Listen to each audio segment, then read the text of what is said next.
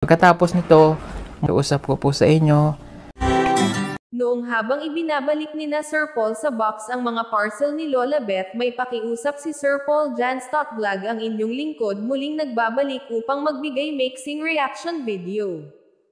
Bagamat napatunayan talaga na halos nationwide ang nagmamahal kay Sir Paul at ang kanyang team, kaya naghihimutok ang lahat sa nangyari dahil syempre nasaktan nga din sila, ngunit may pakiusap si Sir Paul na sana pagkatapos ng desisyon na ibalik ang naturang parcel, taldukan na ang isyu at hayaan na lang si Lola Beth sa mga gusto niyang sabihin pag mag-live man siya. Subalit may ibang PB supporters na late nila napanood tungkol dito, syempre hindi mapigil ang maghimutok at mag-react para ipagtanggol si Sir Paul.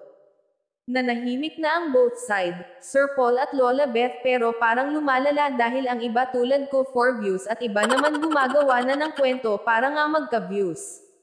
Pagkatapos nito, pakiusap ko po sa inyo, love na lang kung kung mag-live man si Ma'am Beth, pakiusap ko, wag na po tayong mag-comment ng masasakit na salita. At pakiusap ko po ulit, wag na po tayong